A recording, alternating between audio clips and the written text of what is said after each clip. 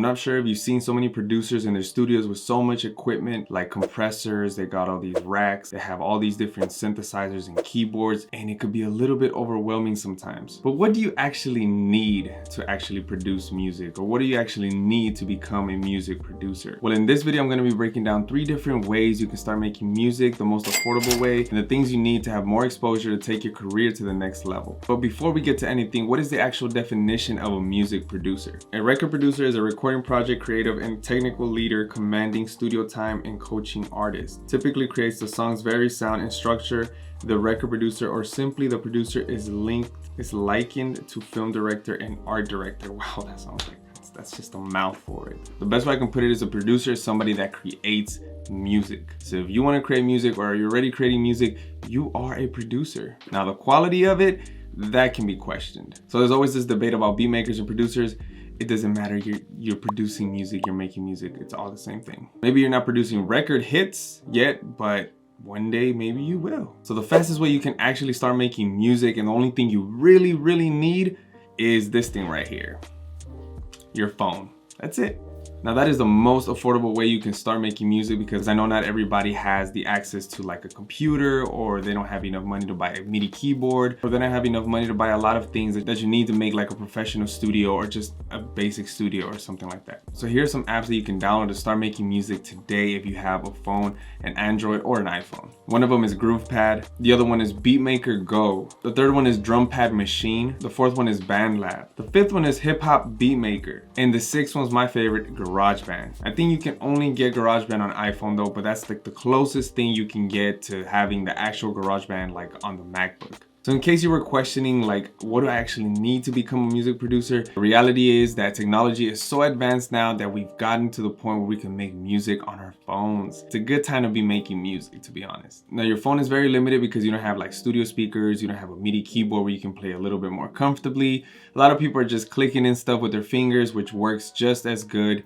You could produce some big record hits on your phone. Nothing is impossible nowadays. So don't get overwhelmed by all the big music studios that you see and you're like, I just don't have that, I can't make record hits yet. The reality is you actually can. It all depends on how good a producer you can become, or just how good you are and talented with music. So don't let the big studio stop you from making music today. Now, if you want to talk on a more technical level, there are different things that you can purchase. And these are some of the things that you can buy if you want to start making music with some more advanced equipment. The first thing is you're going to need either a PC or a MacBook. So a PC is just a basic Windows computer, and it's just a typical Windows computer that you will buy like at a Walmart or you would buy at a Target. And if you don't have these stores where you're living, just go to your nearest store that has a lot of tech stuff and just ask for like a regular PC that can support a DAW, a digital audio working station. Now some good specs that I would recommend to buy when you get your first computer is get at least 500 gigabytes of storage, get at least 16 gigs of RAM or 8 gigs of RAM. You'll probably be pushing it with 8 gigs, but I would recommend 16 gigs of RAM. And always go for a solid state drive. If you don't know what a solid state drive is, that's the disk inside your computer that's gonna store all your memory. But the thing about these new solid state drives, they work a lot faster than the hard drives that we used to use a while back. So I would just recommend go with an SSD. But like I said before, if you can't afford a MacBook or a PC, just go ahead and ask the person that's working at the store,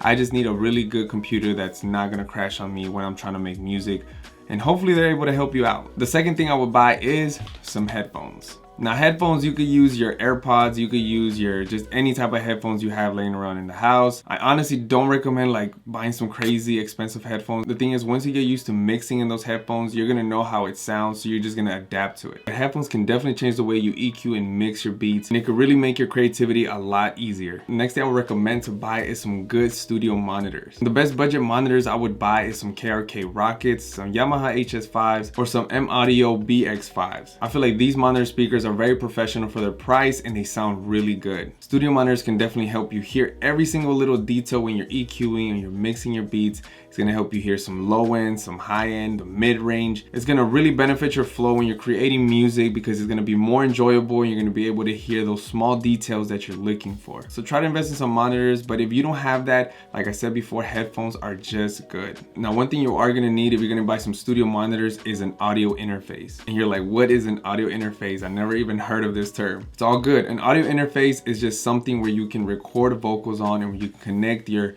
studio monitor speakers, and you can control everything through that little box. It's basically like a tiny little mixer where you're controlling everything. So if you want to start recording vocals or do something like that, then you're gonna need like a microphone cable, a studio mic, and then you could connect that into your audio interface and start recording vocals. You can also connect your speakers on there and control the speakers with just a knob if you want the volume higher or lower. It's super easy to control, and I love it. It just makes my job a lot easier. Now, the best budget interface that I would get is the Scarlett Focusrite Solo. This one's like $99. I've seen a lot of producers use this one. They get really clean vocal recordings, so don't sleep on the audio interface just because it's cheap. It could do a really good job if you know what you're doing. Now, if you want to step it up a little bit and have some more inputs, if you want to connect like an instrument and a microphone at the same time, I would just bump it up to the Focusrite Scarlett 2i2. This one has 2 inputs, so it's not as limited as the Solo, where the Solo is just for 1 input. You can only connect like 1 mic and that's it. The choice is honestly up to you. Now, the last thing I would get if you really want to upgrade your equipment is a Midi keyboard. All a Midi keyboard does is that it allows you to play something on it and then it'll just record it on the DAW. And you can get any little keyboard that doesn't have internal sounds. Just go to your local Guitar Center or just go on Amazon and type in Midi keyboard and you're gonna get a bunch of options. Honestly,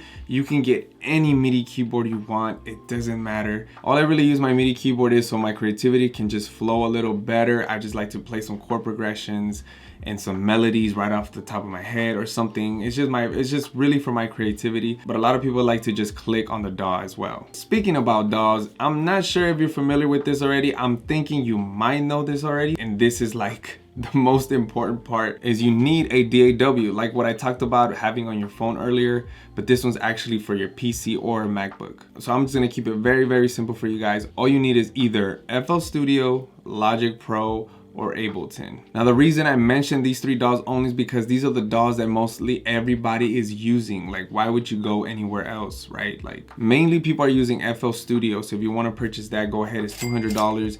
If you want to use Logic Pro X, that's only for MacBook users. So if you go ahead and buy a MacBook Pro, then you're going to be able to use Logic, and it's also $200. Now, if you buy a MacBook Pro, you can use any of these DAWs on the MacBook, but if you buy a PC, you can only use FL Studio or Ableton. Ableton does cost you like around $500. I may be wrong on the price, but you can go ahead and double check. Ableton has a version that's light. You can go ahead and try it out for free as well, and it'll cost you nothing. You can go ahead and mess with the DAW to just get familiarized how to use the DAW, and maybe that'll just give you some assurance if you really want to buy the full version as well. But you're definitely going to need that to start making any type of music on a PC or a MacBook. So make sure you start thinking of which DAW you want to use, and if you're thinking like, well, which one's the better one, I would honestly say if you're into trap music and you just want to make like straight trap music, I would say that all of them do exactly the same thing, because they really do. But if you want to get a little bit more detail, I would say FL Studio is really good for some trap beats. Logic Pro is really good for anything, honestly. I make trap beats, pop beats, dance hall, whatever you want to make. And Ableton is really good for also trap beats, EDM, pop beats.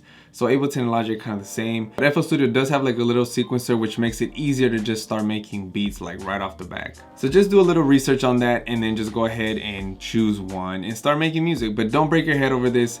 It shouldn't be that complicated. Now, the last thing I wanted to talk about is once you start making music, once you become a music producer, you start seeing like, oh, I'm making good music now, I'm making quality music now. But after that, you question yourself, like, what's next? I'm making music now, like, what's next? You don't want to just store them on your hard drive, right? You don't want to just have them on your Dropbox or whatever, unless that's your intention and you just want to make it for fun just so you can play it back. But for the most part, I know people want to make a living off of this. They want to build, they want to make a career out of it. So the next thing I would say to get some exposure once you start making some music is just post some content on Instagram, on YouTube, on TikTok. Just start posting your music, start making some content so people can see what you're doing and you can get some exposure from that. Then later on, you can decide if you want to just go in the route of selling beats, getting placements, or you just want to do like the YouTube producer thing, or you just want to do like the content making thing, or do it all together, you know, get placements on TV, get placements for big artists, still make content for the producer community. There's so many more avenues you can take from music now. And thank God for the internet, because that's possible nowadays. So don't get this tunnel vision where there's only one thing you can do with music. But the best thing I would say to get some exposure is definitely start making some content so you can reach from a bigger audience and then land way more opportunities that you ever thought of landing. It might seem all crazy to you if this is new to you. When you start doing this slowly, it's gonna become normal and you're gonna get more accustomed to it as you go. If you want to see an inspiring story of a music producer that does this for a living and he just posts on Instagram, posts on YouTube and he's killing it. Just go click on this video right here. This is my dude, Beautiful Beats, where I kind of interview him and I'm making a beat at the same time. And he just talks about what he does for a living, how posting beats online has changed his life, posting beats on Instagram, you know, he's built a following and all that. Just go click on that video and let me know your thoughts. But till next time, guys, stay blessed, stay positive. I hope this video was able to help you guys. Leave some love in the comments. Don't forget to hit that like button. Till next time, peace.